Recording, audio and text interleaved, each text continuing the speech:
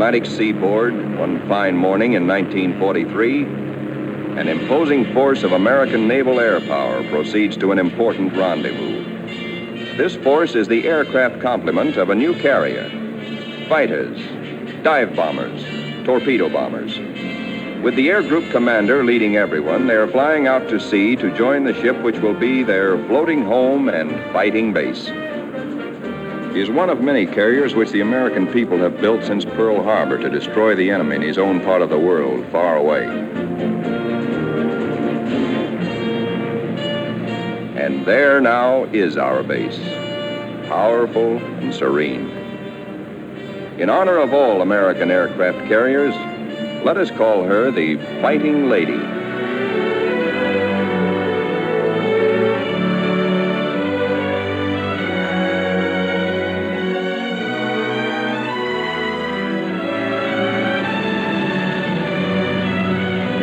Against a good solid wind with their tail hooks down, our planes come into the broad flight deck of their new home.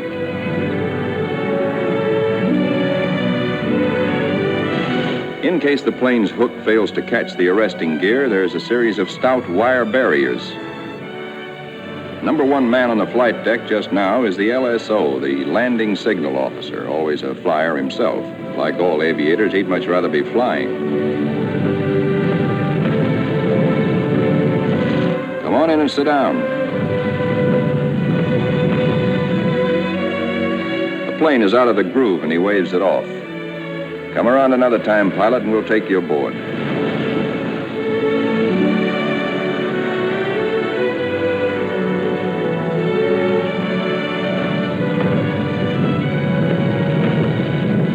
When planes land, they taxi quickly forward out of the way.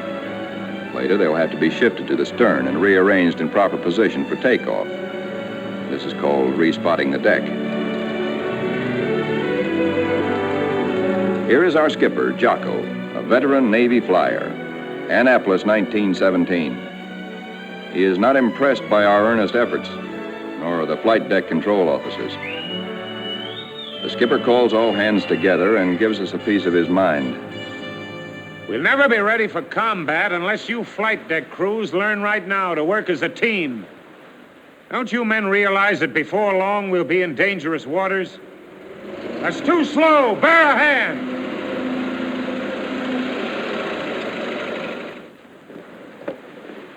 Watch out. Keep that wing clear.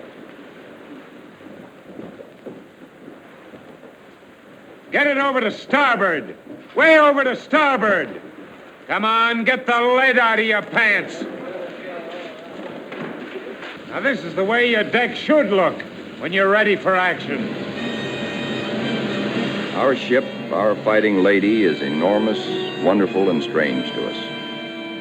From stem to stern, the entire ship is a honeycomb of watertight and flame-proof compartments. Far below the waterline are engine rooms, fire rooms, fuel tanks, magazines packed with enough assorted high explosive to blow us all to kingdom come. The hangar deck is like a gigantic tunnel, nearly 2 city blocks long and wide enough to house 4 freight trains abreast.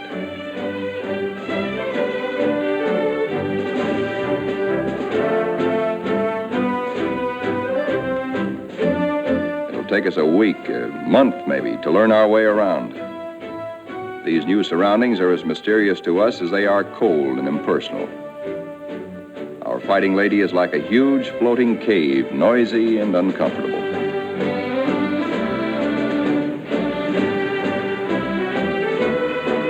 Elevators as big as a tennis court carry us topside to the flight deck. The great superstructure rising amidships is called the island. This is truly the ship's nerve center, its fighting brain. 85% of us who make up the Fighting Lady's family are volunteers in this war and have never been to sea before. We learned our jobs theoretically in intensive training ashore. A very short while ago, we were high school boys and college kids, or bank clerks, or farm hands, or factory workers. Now we are blue jackets and Marines, all members of a naval combat team nearly 3,000 strong.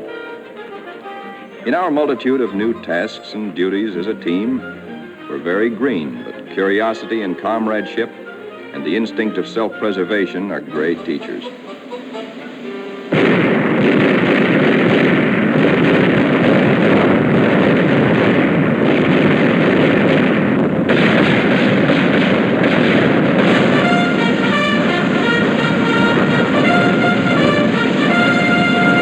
Some of us have to master the delicate and complicated instruments which control the fire of our 5-inch batteries, the guns that must defend the fighting lady when enemy dive bombers and torpedo planes attack.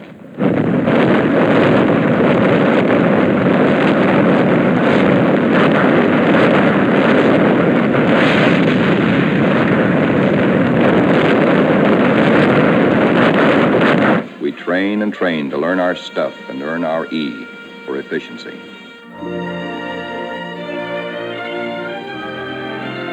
The Fighting Lady's destination is still a closely guarded secret, but no one can hide the fact that we're entering tropical waters. Our ship seems more friendly and comfortable now, and we greenhorns feel that a suntan will at least make us look like fighting sailors. Even our mascot, Scrappy, has been at sea longer than most of us.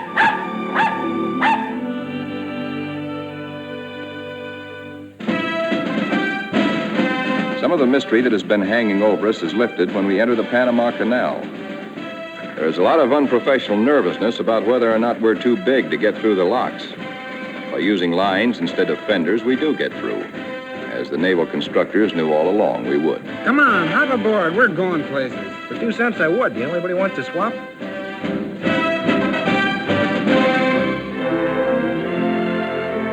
Now we stand out into the Pacific, and life aboard settles down into monotony. Here are our aircraft pilots, officers all. Ship's company call them the Glamour Boys. They are the men who fly and fight our planes. All the efforts of all the rest of us are concentrated on putting these people into the air and getting them back again. Most of us are hiding a certain amount of nervousness and anxiety, for many of us are Johnny-come-latelys, reserve officers who only recently learned to fly at Corpus Christi and Jacksonville. Others among us are specialists who trained at Quonset Point, Rhode Island. Reserves are called by the regulars, in a friendly way, 90-day wonders. In return, the Annapolis regulars are called the Trade School Boys. But whether Quonset or Annapolis, all are bound together in the fraternity, the close fellowship of Navy men.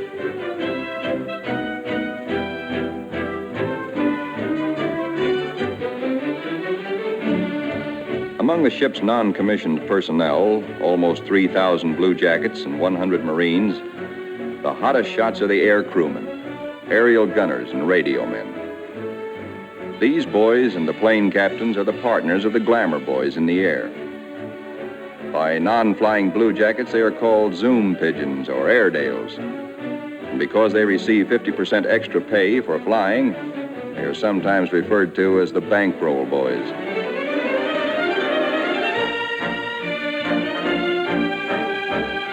Everybody aboard ship backs up the flying group. This requires the efforts of all manner of people. Many of the jobs are far from glamorous. All the little tasks and services you find along Main Street must be performed by some members of our carrier's crew. For though the Fighting Lady is a powerful ship of war, she is also a sizable American community, whose population must be supplied with all the necessities and some of the comforts of home.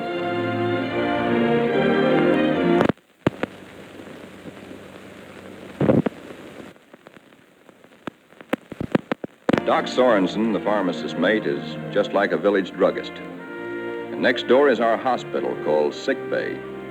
It has only a few patients now, but soon it is to be filled with our wounded. Men like these who perform the humble jobs that make life aboard a fighting carrier more bearable, the barbers and the cobblers, are seldom mentioned in communiques. They all have a place in our fighting team. Weeks pass. Now we are far out into the Pacific, which is a very considerable body of water. Monotony shuts down on us between our duties.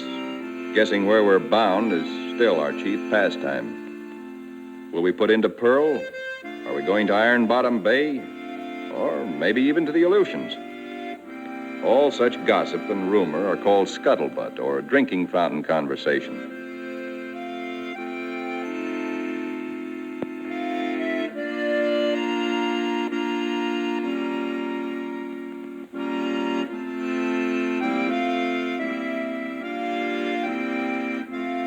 Throughout the ship, men get together in little groups to take refuge from the heavy burden of waiting for something to happen.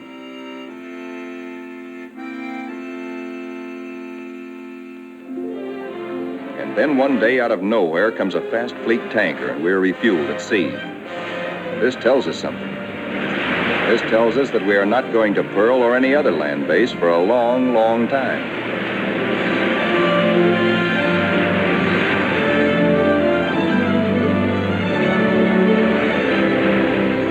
Besides our skipper, we have an admiral aboard, a sea dog who's been a naval flyer for nearly 20 years. Until now, only these officers have known where we are to go. But now Jocko, our captain, confers with the air group commander and reveals the plan. The Fighting Lady has been ordered to make a strike. She will pass through waters where no carrier task force has ventured since the bloody Battle of Midway. Remember, this is 1943, long before we took the Marshall Islands. Weather studies are made, and though this is a daily routine, somehow the whole ship senses that something is about to happen. Even before the news is broadcast to all of us, there's a new tension and atmosphere of expectancy. And then we are told we have traveled more than 7,000 miles from Panama, so that tomorrow, August 30th, 1943, we can strike the Jap base at Marcus Island, deep within the enemy's ring of defenses. The evening before our first strike, the air group commander briefs all his pilots with maps and a model of our target. We are sticking out our necks to within 1,000 miles of Tokyo to divert the Japs' attention from other American activities far south and east of Marcus. Those of us who have never before been in battle, that's most of us, ask a lot of questions of those who have seen action. Rear seat gunners, don't break off until you're practically on the same course and right astern of the enemy. Then push over fast. Outwardly, we try to seem composed and cheerful, but a lot's going on inside our minds. We question our most inner selves. What'll it be like? How'll we take it? Will we do all right? This is the night when a lot of boys write one more letter home.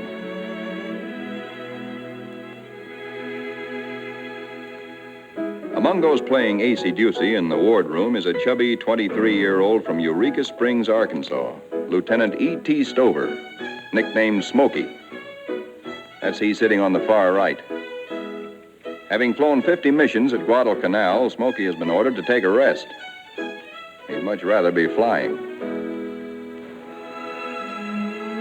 Before dark on the eve of battle, our planes are loaded with bombs and gas. So that each plane will be in its precise position for a speedy takeoff, we spot and respot our deck.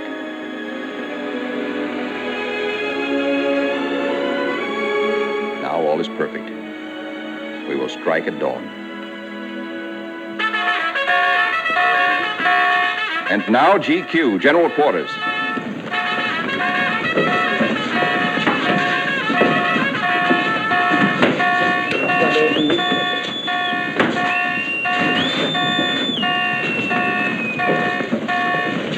Every man on the ship goes to his battle station, his special place on the fighting team.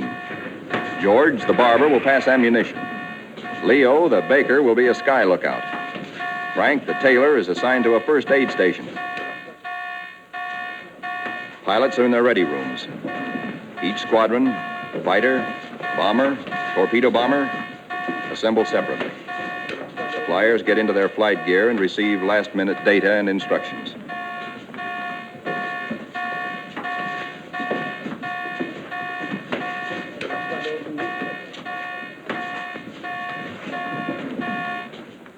On the flight deck, our first battle dawn awaits us. Our whole ship is on hair trigger. The Fighting Lady is hardly 100 miles from the first target of her career. These last few minutes before the order for our first action are the toughest time of all.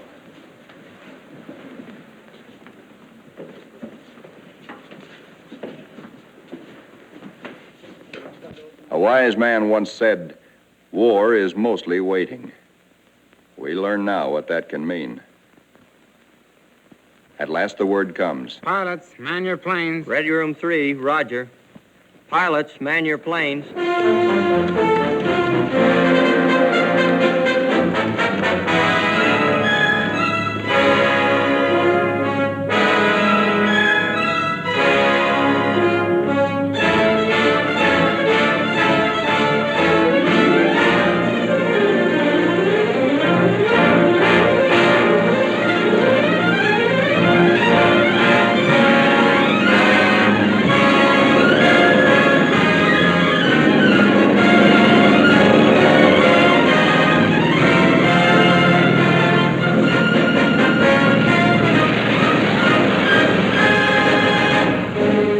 Fighters take off first to form cover aloft for the other squadrons. Then the bombers, heavy laden with destruction.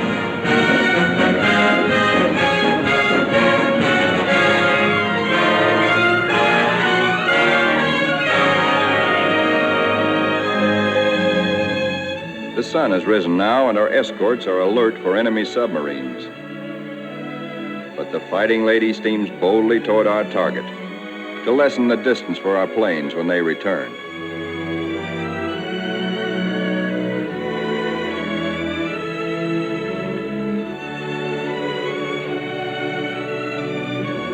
The radio plotting room is the electric eye and ear by which the Fighting Lady detects and keeps tab on all planes and ships for miles around us.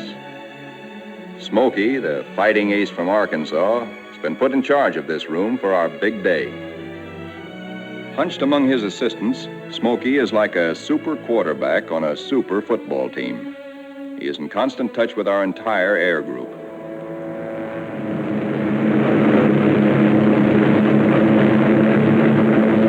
As our first fighters race in toward Marcus Island, they stay low, hoping to escape detection by the enemy's radar.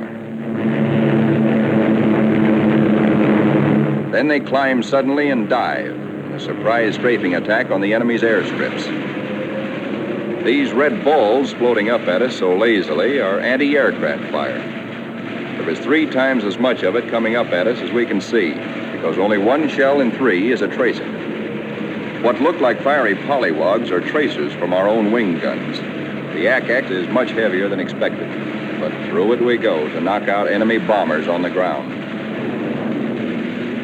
All through these battle pictures, realize that we are looking straight down our own gun barrels. These pictures are taken automatically by the same mechanism that operates the guns. Pictures even shake with the gun's recoil. Our eye is now the very eye of our fighting airplane.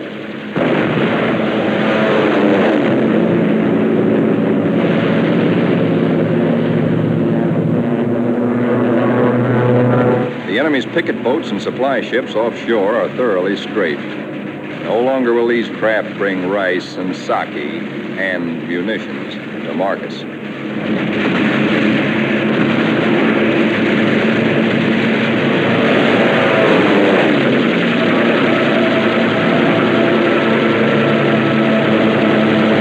Our bombers flying higher see the island beginning to burn. A moment ago, it looked like a little jade trinket in a cobalt sea.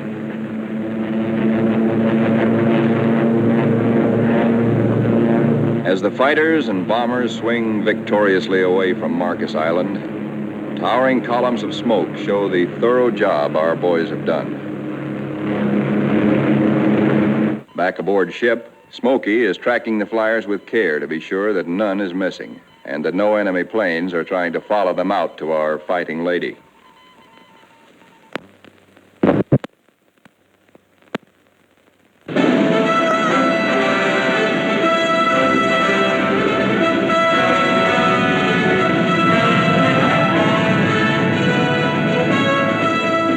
As our planes come aboard, there begins an operation almost as exciting as the attack itself. A ballet after battle, with the plane directors as dancing masters. The whirling propellers fill this scene with danger, but now our crews are trained and adept.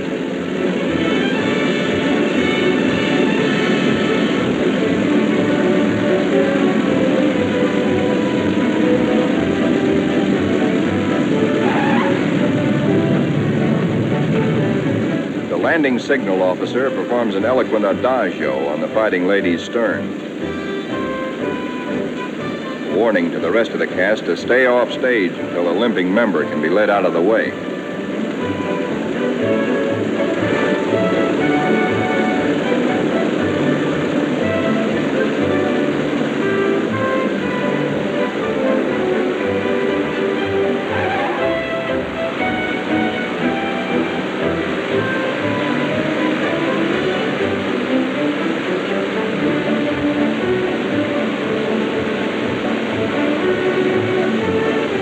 Pilots go below to report to their combat intelligence officers.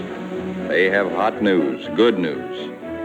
They tell what they saw and did, how many rounds of ammunition they fired, how many bombs they dropped, what they hit, what they noticed at the target that was new and different or that may need hitting again.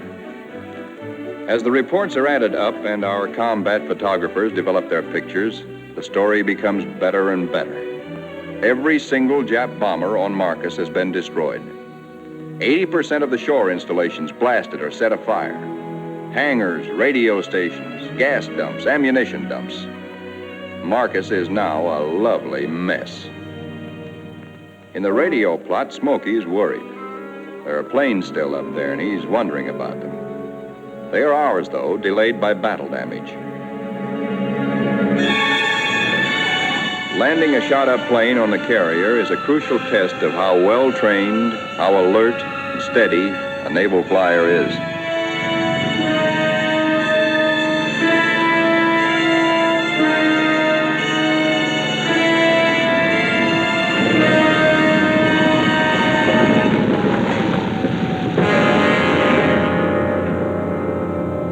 The Fighting Lady now has met her enemy. In the wardroom, the pilots who this morning felt new and nervous now talk like veterans. We have been baptized by fire and have survived nicely. We of the Fighting Lady are growing up.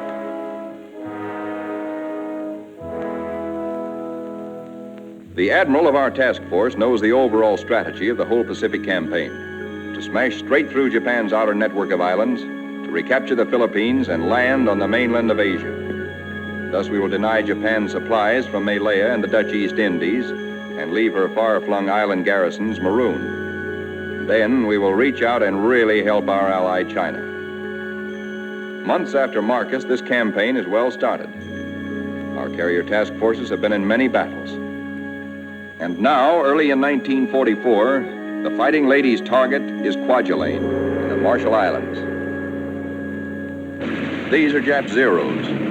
Fighter screen being pierced by our planes and planes from 8 other carriers, preparatory to strafing Kwajalein and bombing it apart. Our fighter pilots have improved with practice, with the confidence that comes from experience. They estimate their range by watching their tracers. They hold their fire until their wing gun bullets converge at 300 yards. Shoot in bursts instead of in steady streams, which heat up the guns and spend ammunition.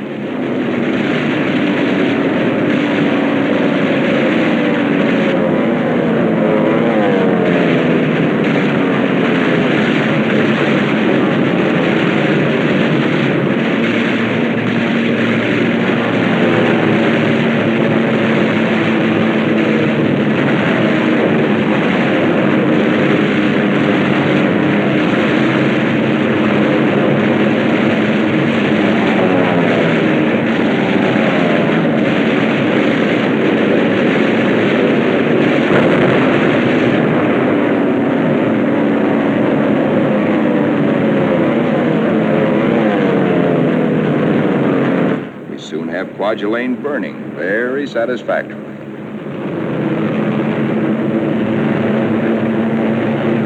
After our bombing attacks and heavy shelling by our surface ships, assault craft filled with Marines and Army hit the beaches. And very soon after that, Kwajalein is ours.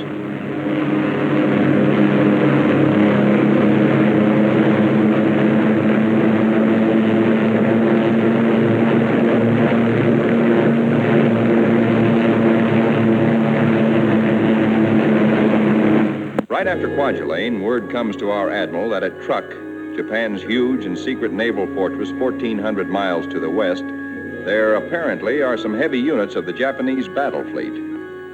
Perhaps we can surprise them.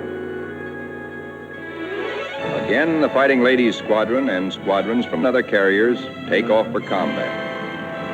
A lot of mouths are dry at the thought that our target is mighty truck. The rear seat gunners look back at the Fighting Lady, wondering when and if they will ever return to her.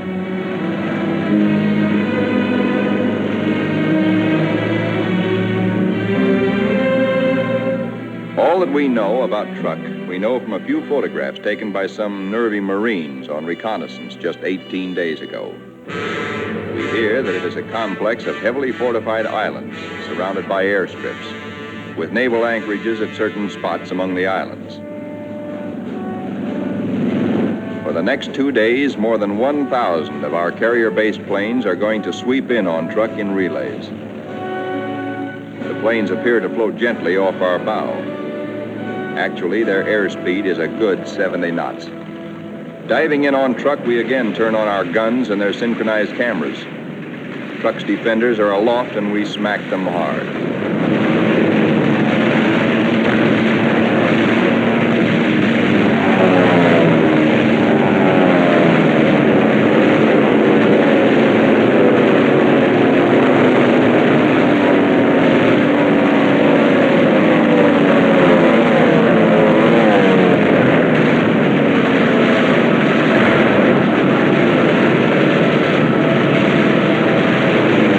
Hearts that were in men's mouths before this strike began now settle back into place and are singing once more.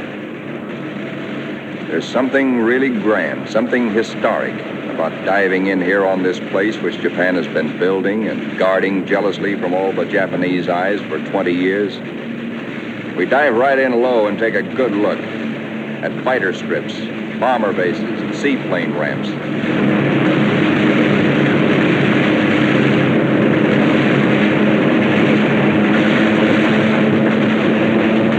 In an almost vertical dive, the pilot may black out or go blind for a moment when he pulls up and out at the bottom. But the camera won't black out. It cannot see the landing of our own bomb, for we'll be up and away before that reaches the target. But it records the hits of other planes ahead of us.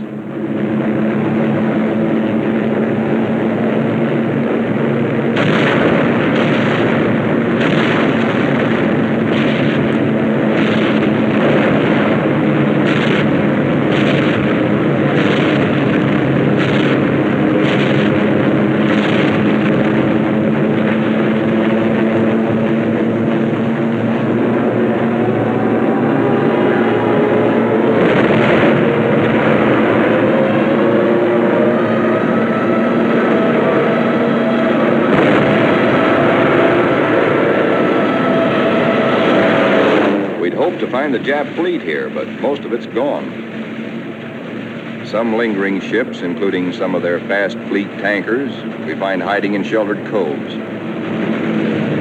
The vessels which we are now strafing are other fleet auxiliaries, rice boats, transports, and ammunition ships.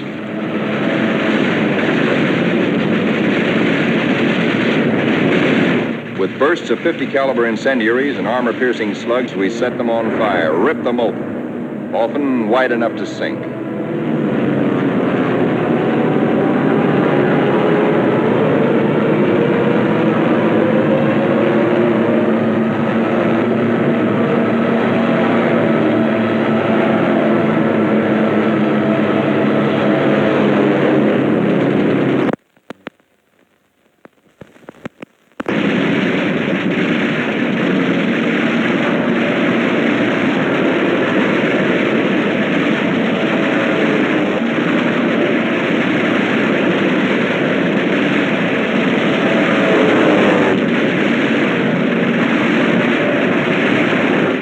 Ships filled with TNT is not very healthy for pilots who dive too low.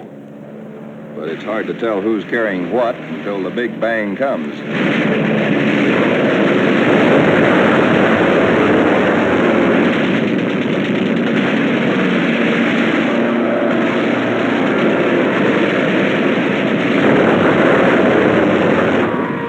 Returning to the deck at 130 miles an hour with a flap shot away, all a pilot can hope to save is his own skin. Here comes our new air group commander. He's had a bit of trouble. His windshield is blotted with blood, and he has to feel his way aboard. Strafing at low altitude, he took a 40-millimeter anti-aircraft burst right in the face. More than 200 wounds, and his plane a sieve. But he'll live to fly again. Some planes will not return, but others come back and land somehow, anyhow. Considering the toughness of truck, our losses are astonishingly light. No time is lost getting casualties below.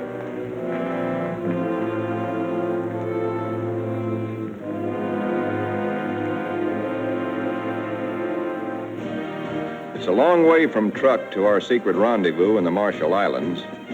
Someday it can be told just where this is. Actually, it is a magnificent new fleet anchorage, an advanced naval base, which we have taken from the Japs and made secure. Now, for the first time, we, who have been operating as separate, relatively small task forces, see assembled the enormous mass of naval power. Over 1 million tons of American fighting steel. New carriers, new battleships, new cruisers and fleet auxiliaries in an amount which Japan could never conceive, let alone produce.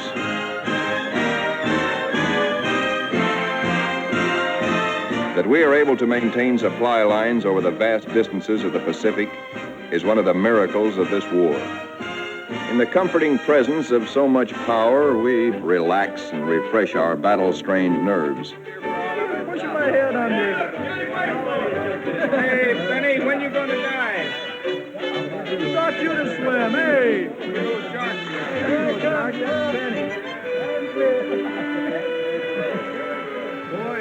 Our ship's post office now does really big business. Letters for us at last from home. Letters from us to friends and families. Our censors know our collective mood, our central hopes and thoughts. The stuff is really getting out here now. I can't tell you much about it, but oh boy. And the more we get, well, the sooner I'll be seeing you. All hands are called together. Our old skipper, Jocko, has been promoted admiral. Our new one's name is Dixie. Men, as soon as I finish talking, we are getting underway. Our fighting lady is now part of what is designated Task Force 58. As you know, our final destination is a place called Tokyo.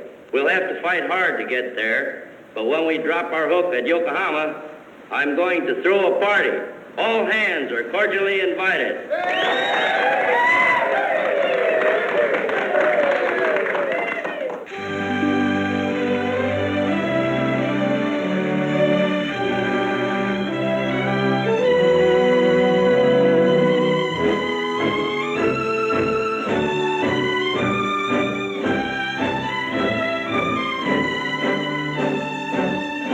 Our task forces are built compactly now around carriers like ourselves with speedy new battle wagons at our side. A carrier skipper never leaves the bridge at sea because carriers and their planes are the first to strike the enemy or to be struck by him. Our aircraft pilots are constantly on call, for despite the mass of power spread out around us, these are still dangerous waters. Our pilots know this all too well, but it doesn't worry them now, for they're seasoned. They know how. There are a lot of new faces among us, but most of these men, too, have been in action. At places like Hollandia, Millie, Joliet, Palau, Rabaul, Wake, Meloilap. Our rear seat gunners and radio men are old hands now. Some of their faces are different, too, because there have been replacements. A lot of them have been made commissioned officers. There's a saying in the Navy that you never learn to love a carrier until she gets hurt. Well, perhaps we don't really love our fighting lady, but we've become mighty fond of her and almost comfortable, almost at home.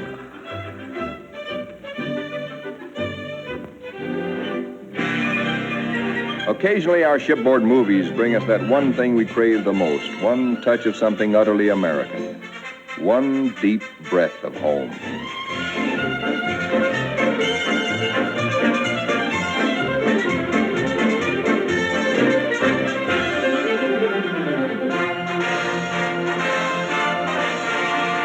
Like Jocko, our new skipper, Dixie, is an old hell-diving Navy pilot. In their battle caps, he and Admiral Michener look like big league baseball managers.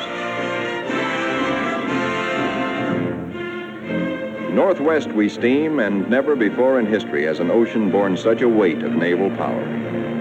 Not at Jutland, not at Japan's proud boast, Tsushima, was there anywhere near the force with which we now assert that this is our ocean. This is our air. And we're seeking the Japanese battle fleet to prove it.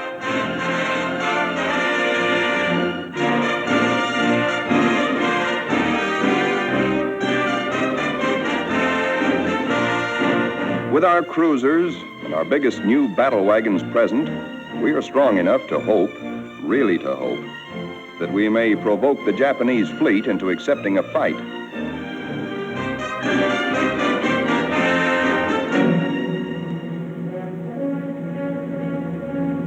We're joined by plotting Coast Guard and Navy transports. The Marines again.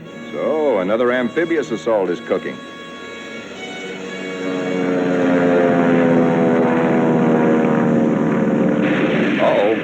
Our patrols have spotted an enemy search plane and are after her. She's a big bird. A 20-ton, 4-motored Kawanishi seaplane, the kind we call Emily's.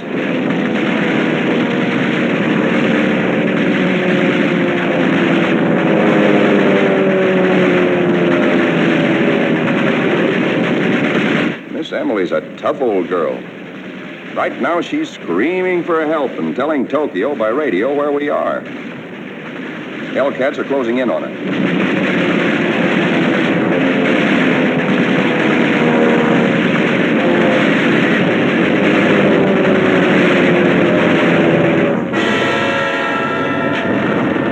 So long, Emily.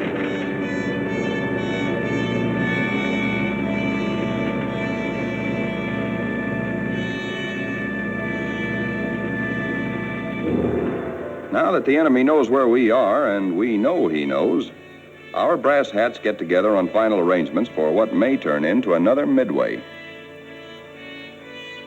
Our objective, first of many in our drive through to the Philippines and China, will be the Marianas.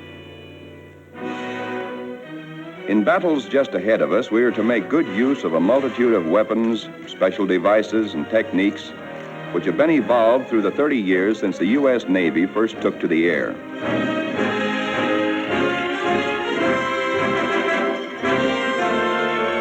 Not only did our naval flyers create the aircraft carrier itself, but it was they who devised the torpedo plane and invented and perfected dive bombing.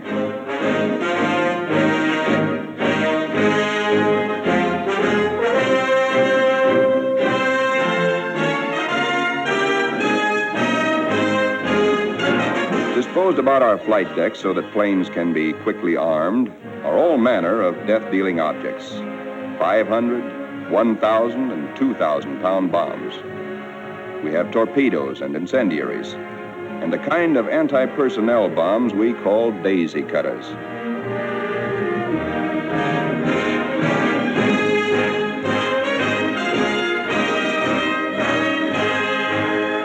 Some of our bombs are armor-piercing, some for fragmentation. Others have delayed action fuses to prolong the effect of our bombardment for hours after we have delivered it. Here are the new rockets, which pack the same wallop as a 3-inch shell. They weigh little, and because there isn't much recoil, they can be fired from planes. On the eve of battle, we are told to scrub up to lessen the danger of infection in case we're wounded.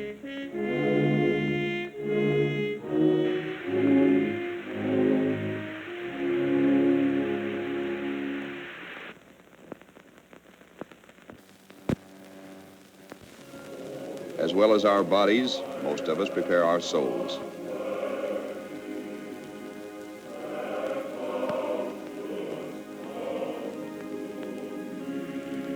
Always on the eve of battle, divine services are held in relays so that every one of our fighting ladies' 3,000 sons has a chance to attend.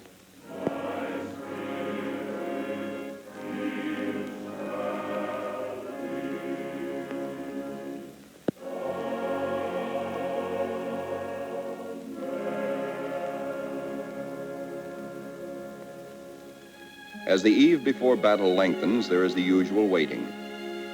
Again, we're reminded that war is mostly waiting.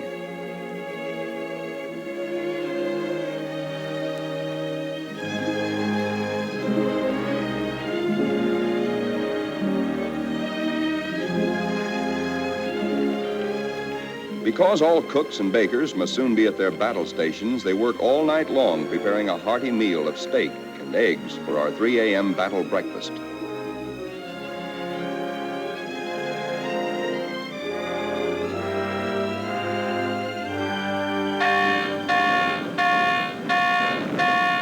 We are being attacked.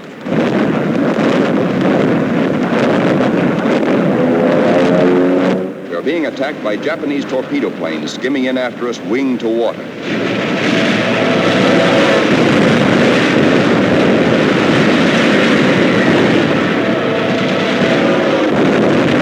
All they want is one hit on our flight deck. We have nearly 90 planes fueled and loaded with bombs, ready for the takeoff.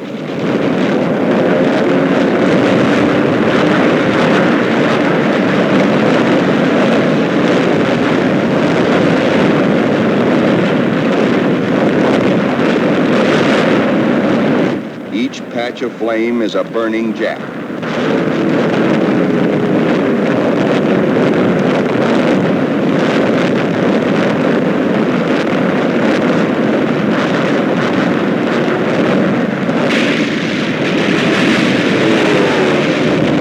In this surprise attack, 19 Japs are polished off by our ship's batteries.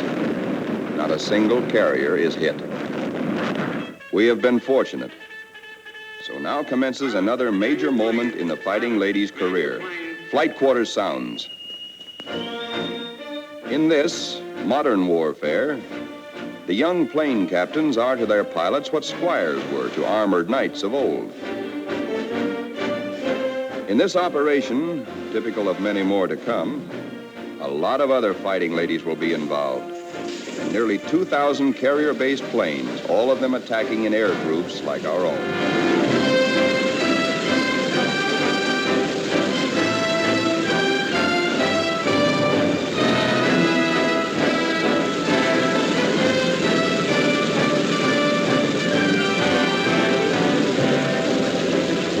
From now on, we tighten our belts and steady our hands as our Navy makes progressively bigger attacks nearer and nearer the heart of Japan.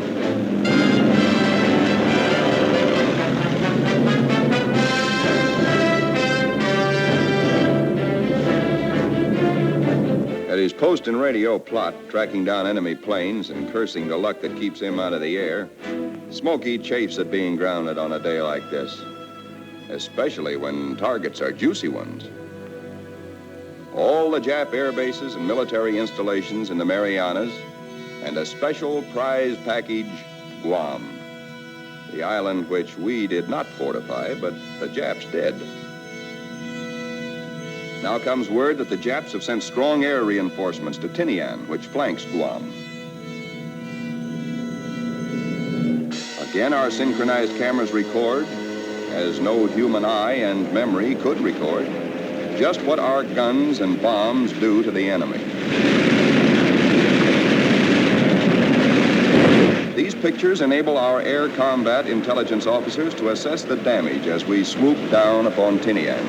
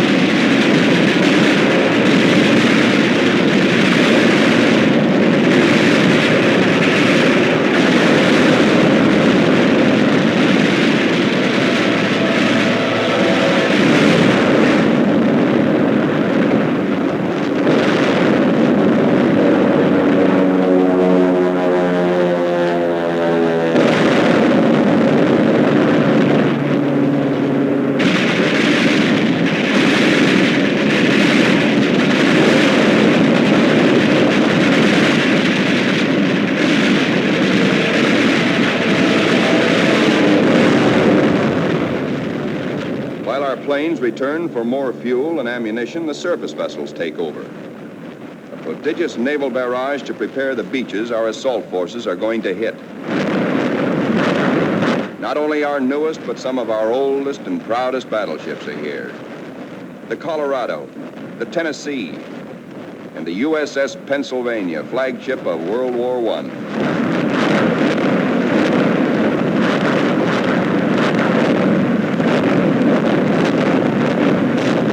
Winging home to the Fighting Lady, several of our planes, crippled, make a game attempt to land. Now is when the landing signal officer must judge not only the speed, but estimate the battle damage of planes like these.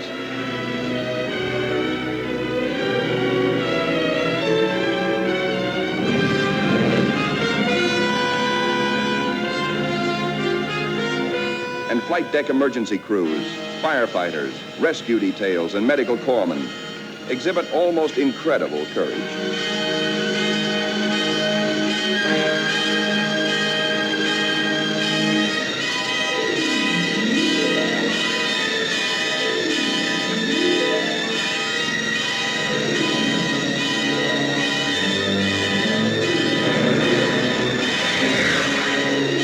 The pilot of a torpedo plane has been unable to release his load of incendiaries.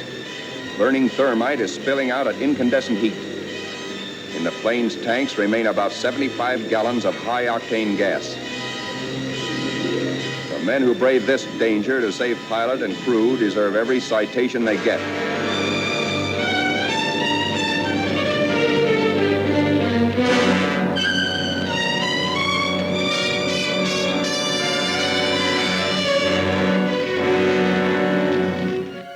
In the ready rooms, intelligence officers question battle-weary pilots. What did you see? Any Jap carriers in sight? Are you sure they were carrier-based planes? Then from radio plot comes uncomfortable news. Torpedo planes and dive bombers from enemy aircraft carriers are approaching. All hands, man your battle stations. To our engine room go orders for flank speed, which is a few knots faster than full speed, in case we need to take evasive action. All boilers are lighted to let the Fighting Lady outdo herself if necessary. The engine room people turn on the heat, and the propeller shafts churn like fate in their alleys.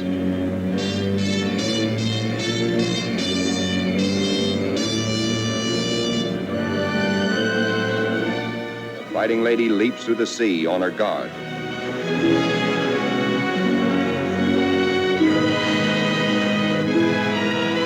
Skipper Dixie gears himself for action, and so does wise old Scrappy.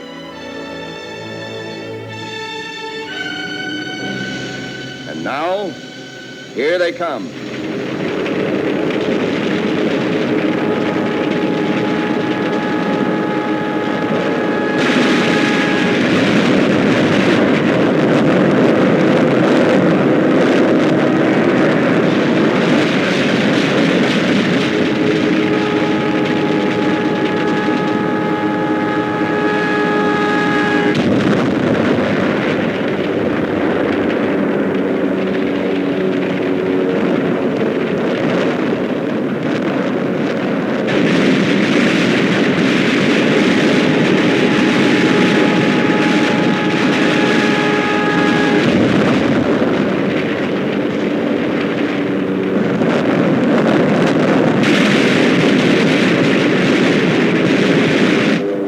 Jill, torpedo bomber, miraculously keeps coming through our wall of flak.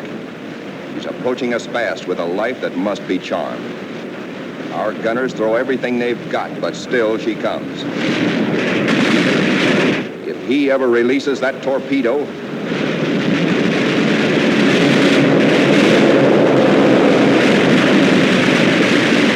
She missed us. Either the pilot was already dead or his release gear jammed.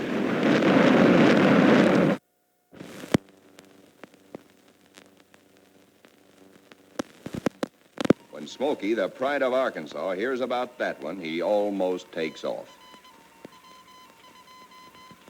Now our reconnaissance has spotted the Japanese task forces.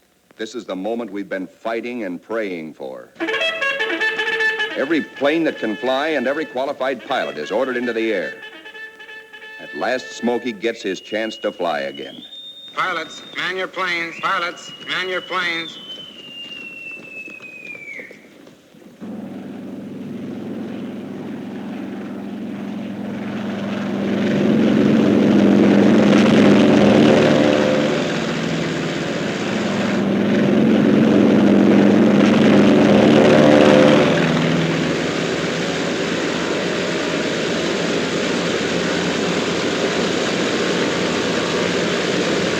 Philippine trade wind is tearing down our flight deck.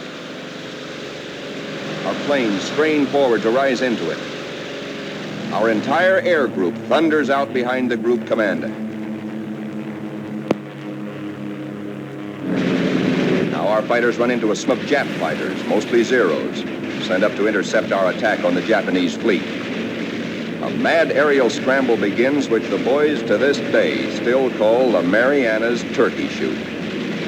369 Jap planes are shot down in this single day, to our loss of 22. Japanese plane makers have sacrificed strength and firepower for agility.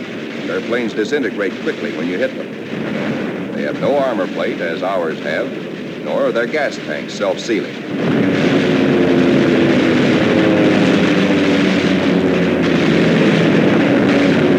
Little monkeys are fancy flyers. They think aerobatics can win dogfights, whereas we believe in smooth flying and careful shooting.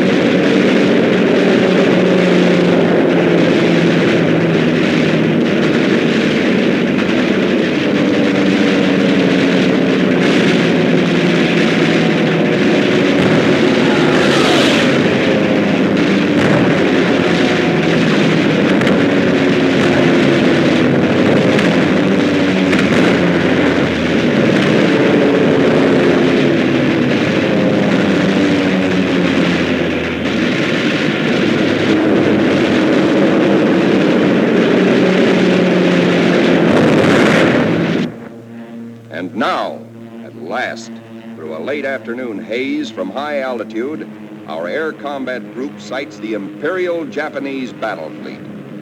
These are the first pictures ever taken of a great enemy naval formation like this.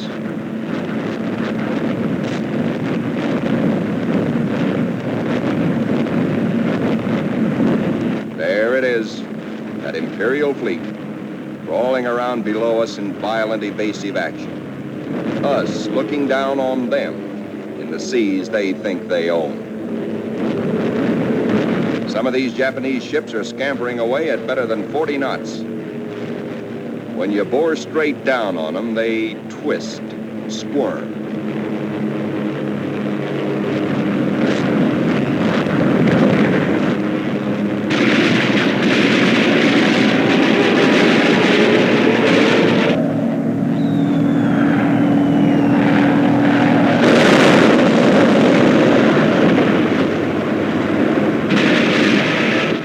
A big destroyer at the bow, hoping to shoot out his bridge. And he shoots back plenty.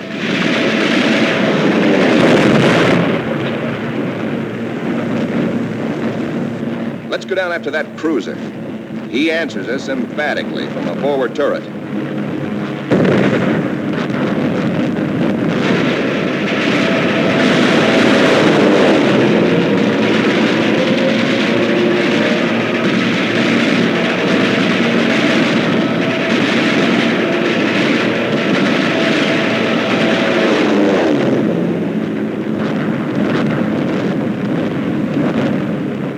A 25,000-ton Jap carrier of the Hayataka class is going to get it. Watch 5 o'clock in the camera, the lower right-hand corner of the screen. This big flat top gets it where the turkey got the axe.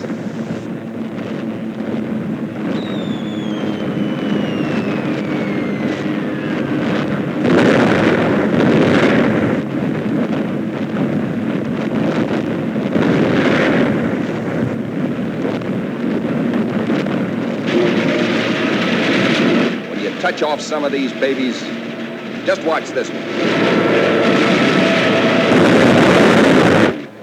And now we come home from the Battle of the Philippine Sea. 17 Jap warships have been sunk or severely damaged.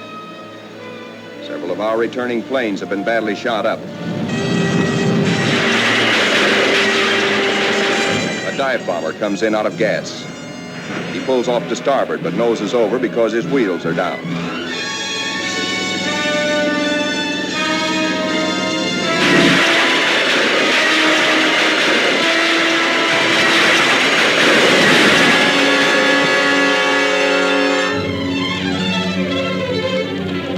This pilot has 73 holes in his plane, and his leg almost shot away.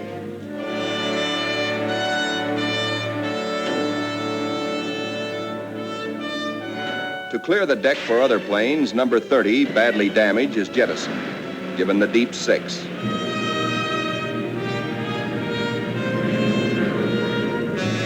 Watch carefully. This man's controls are all but shot away.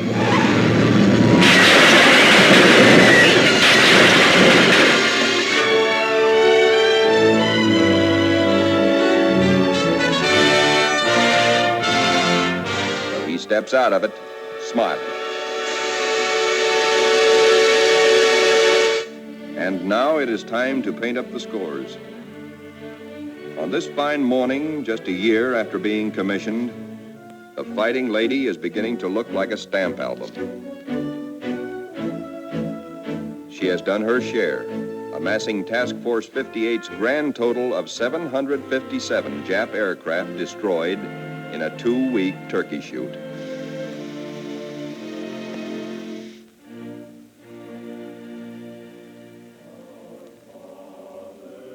But there's another score to add up. Our own casualties.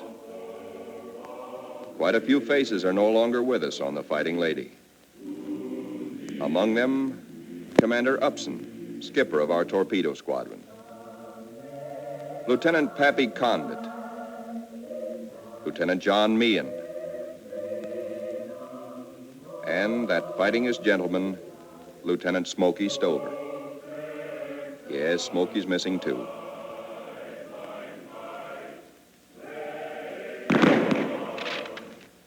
Salute them under their country's flag.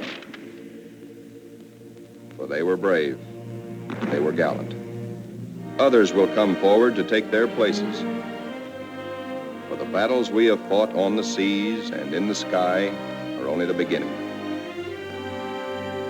Still hungry for battle will steam our carrier. Serene, powerful, unafraid. She and her planes will come home again someday, God grant, but not until the bitter, glorious end. For she is, and we salute her, the Fighting Lady.